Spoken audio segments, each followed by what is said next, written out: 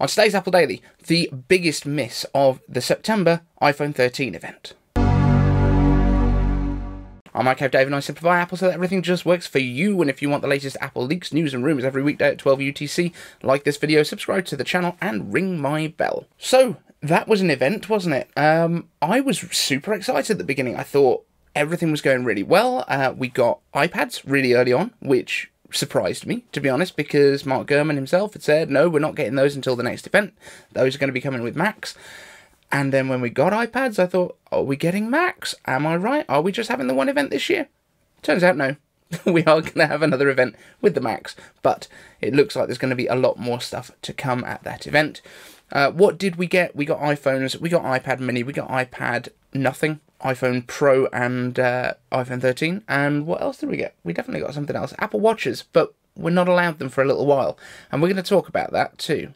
But the first thing I wanted to talk about was actually colours. And this seems like a really weird kind of subject for me to be talking about. We've just had this huge Apple event. They've announced all this brand new technology. And I want to talk about what colour things were. This is, I think, probably one of the biggest misses that Apple has made, and they seem to do it quite consistently. I kind of feel like each year they should just come up with a colour palette and keep it for a year, at least, so that you can buy stuff that matches. You know, let's have seasons. Just like with fashion, let's have seasonal fashion. That makes a lot of sense, and let's do the same with Apple devices, because everyone went crazy when you could get everything in space grey, or everything in silver, or everything in that kind of weird rose gold that they did a little while ago with the iPhone 6S, I want to say. I think it was then. But here's what we got this time. We got the iPad mini in space grey, pink, purple and Starlight. We got the iPhone 13 in pink, blue, midnight, Starlight and product red. We got the iPhone 13 Pro in gold, silver, Sierra blue and graphite.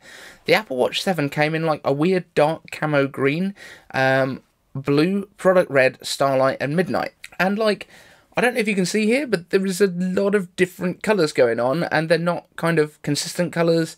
If you go to IKEA and you want to buy something in white, in IKEA white, you can kind of get stuff from all over the store that all matches in that IKEA white. If you want to go for the dark wood that they do, the dark kind of fake wood that's kind of black-brown, everything that you get from the store that is in that range is that colour. And it's super nice because it means that you can make things coordinate. And then Apple comes out with these like random sets of colours that are like, oh, that'll look nice on this one, and this will look nice on this one. But someone was saying in my comments yesterday, if they brought out a pink iPhone, and they brought out pink matching AirPods, and they brought out a pink iPad, and a pink MacBook, people would go mental, and they would just buy their set of stuff, and Apple would make more money, and I don't know why they won't do it. The one colour that seems to actually go through all of these is Starlight, apart from the iPhone 12 Pro, so if you want a Pro, you can't have matching stuff from anywhere else. That's the other issue. There's like nothing that matches the Pros, and that just seems strange. Like, not even, I don't think the higher end watches, I don't think they match properly. I think the gold steel probably does, but like, there's nothing, you can't get a full set. Like, we should have iPad Pros that match iPhone Pros, and we should have the higher-end watches that match both of those. And then maybe the MacBook Pros. And then the MacBook Air should match the iPhone 13, should match the Apple Watch Aluminium. Like, why is this so difficult? Dear Apple, if you're looking for somebody to work on your colour strategy, just give me a bell. I'm right here. I can tell people in different departments that they should have the same colours. I don't think it's that hard. So that's one of the big misses for me, is that Apple just doesn't seem to recognise that people would buy a set of things. Even though you've got Marques Brownlee and people out there going, I want matte black everything, and that has become its own little cult. Just like our Dark Mode Always t-shirts, which you can find at icavedave.com/merch, of course.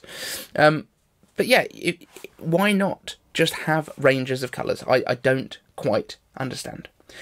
The other big disappointment at the event, as far as I'm concerned, was Apple Watch. It was refreshed. It was not refreshed the way that people expected, and I guess this is kind of what Apple has been saying in the past, like, don't leak what you think we're going to bring out, because then people would be disappointed when it doesn't. So those flat edge designs, everyone is now going, oh, well, we did actually say Watch Series 7 or maybe Watch Series 8, so it's probably coming next year. It's not. I'm pretty confident, and I'm going to put my money on the table right now.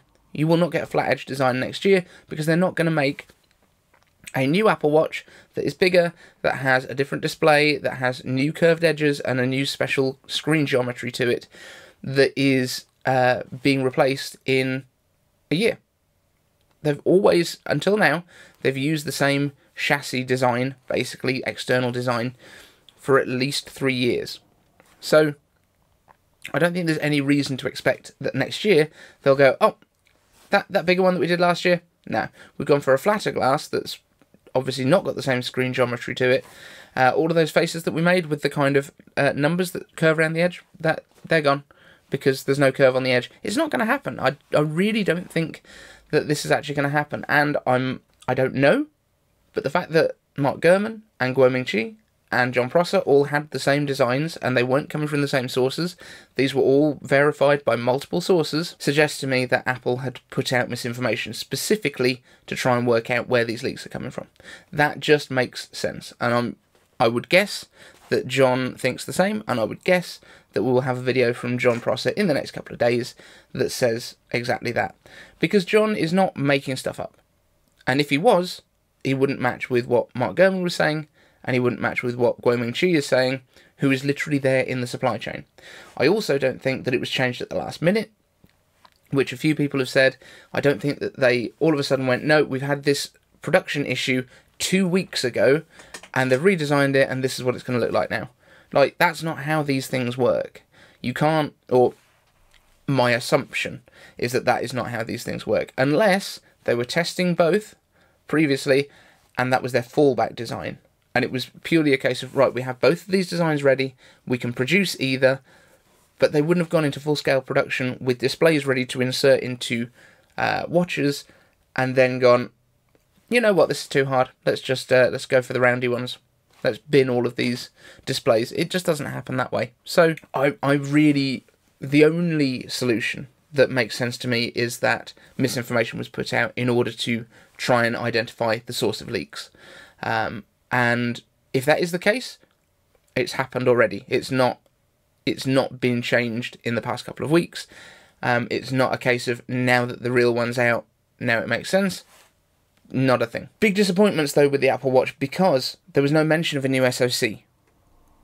So there was no mention of performance. There was no mention of a faster processor. There was no mention of anything beyond this screen is now 1mm bigger. So I think it's quite possibly going to come with the S6 processor inside.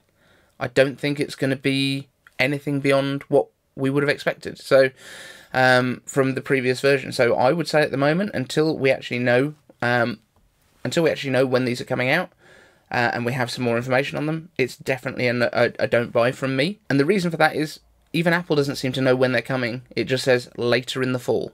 So there's no dates on it. There's no projected dates for when it should go on pre-order.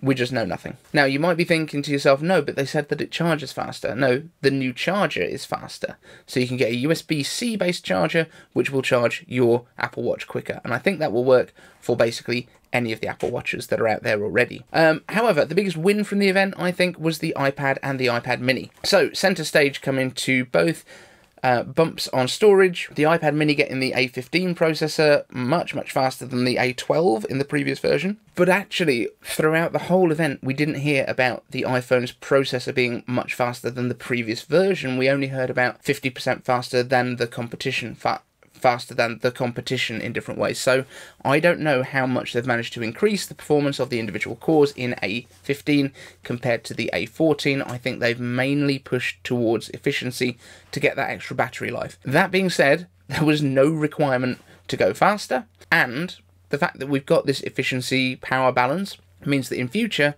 if for some reason phones come out that are much quicker, we could sacrifice some battery life and get the extra speed. So I think it's a kind of a win-win, but it's a little bit of a strange way because they always talk about how much more powerful it is every year rather than now we've got longer battery life. Although maybe it's because there were complaints last year about the battery life of the 12 mini specifically and the 12s in general compared to the 11s, that they've gone, right, well, we'll use the extra efficiency that we've got to extend the battery life instead of adding power. I would also say that I think cinematic video looks amazing. The fact that this stuff, and they didn't really mention it very well in the presentation, but the video is 30 frames per second, 1080p. That's the maximum you can do, so just be aware of that as a limitation. But the camera is saving all of that depth information to the camera roll, so the video has all of it embedded into it, which means that you can adjust it in post-production. It's not a thing where you have to nail it during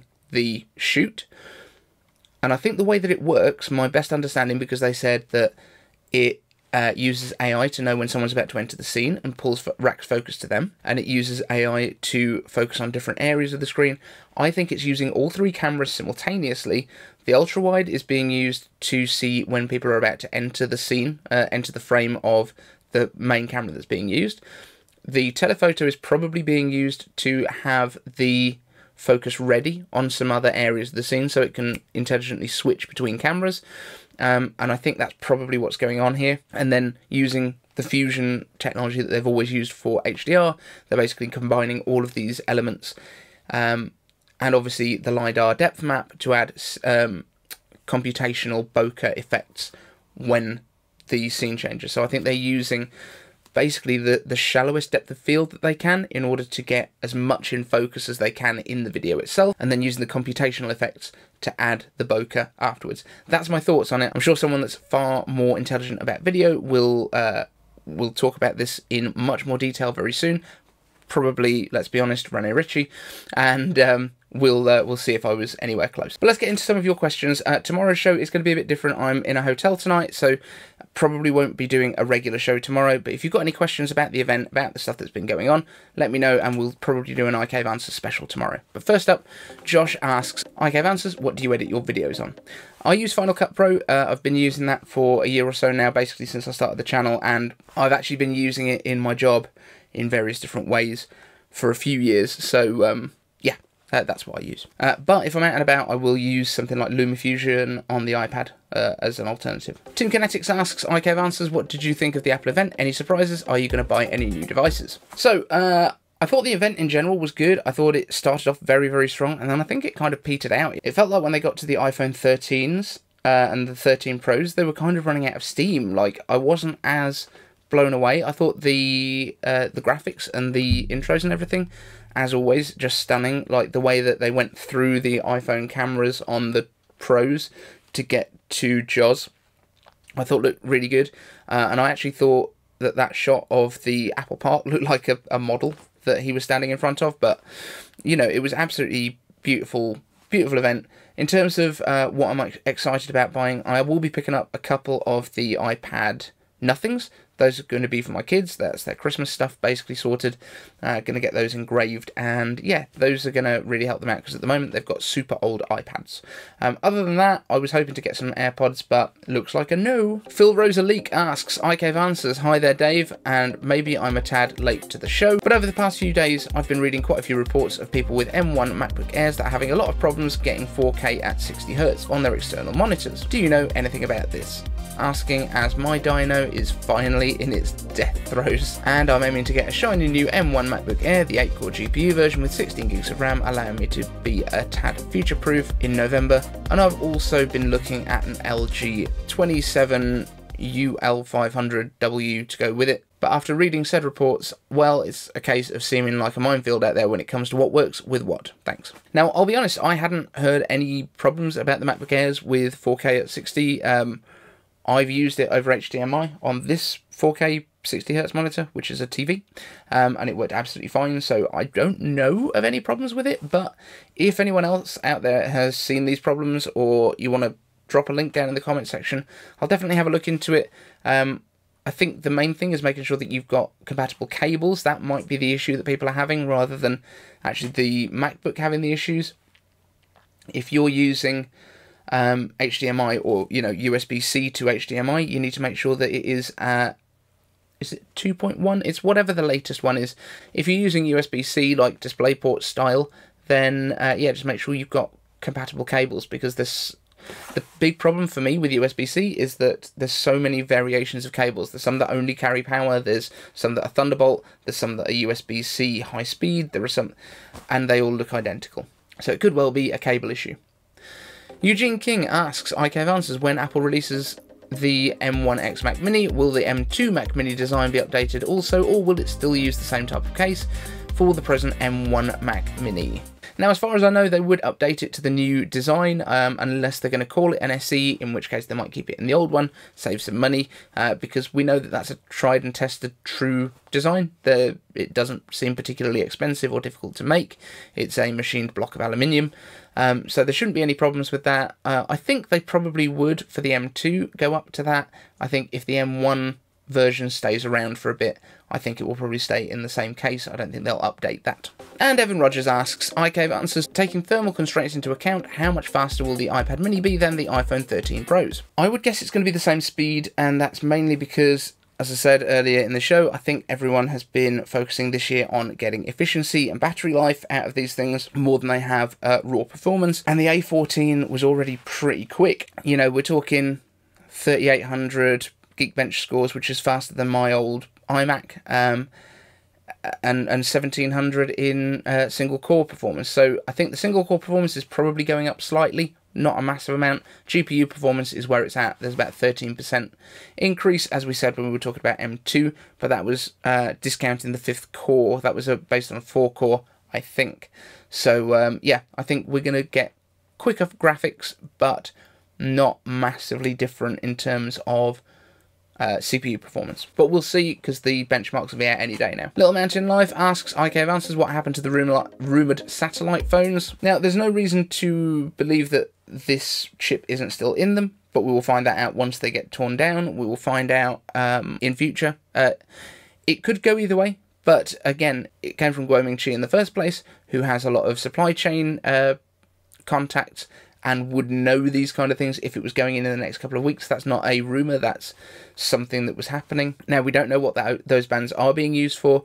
There's talk that it could be used for other stuff, for different Wi-Fi and 5G technologies. But even Mark Gurman was saying that, even though he said no to begin with, he then said yes, but we think we'll roll it out next year. So it could be something that comes early next year. Perhaps Apple is looking to buy a satellite provider and have those chips ready in the phones. I could see Apple actually buying out Globalstar, which is the company that those chips were kind of designed to work with by Qualcomm. I know Globalstar has had some issues in the past. If they're looking to sell up, I think Apple might be a good buyer. Watch this space. And Randomness R asks, iCave answers, when are the AirPods 3 coming out? I'm so disappointed at the event. I'm disappointed at the event as well, but I think we need to bear in mind that AirPods never really get time at these events. It was alongside the iPhone 10, I think, and the 8, or maybe a year before that, alongside the 7. It was whenever they got rid of the headphone ports, basically. They've not released them at this event. There has been talk of multiple events in September, and a lot of the chatter was that the second event could in fact be a press release and a lost in translation thing. So maybe they're coming out later this month via press release, like every other AirPod has since the original ones were launched. The Pros, the Maxes, never got stage time. So no reason that these ones necessarily should. It just seemed like the kind of thing they might have just popped into the event like the AirTags did. So there we go, that's it for today's show. Don't forget, leave me some questions down in the comments section, iCave answers, and hit subscribe if you haven't yet, but you've made it this far in the video, because you obviously think something's okay about this video. I'm not sure why. See you in the next one.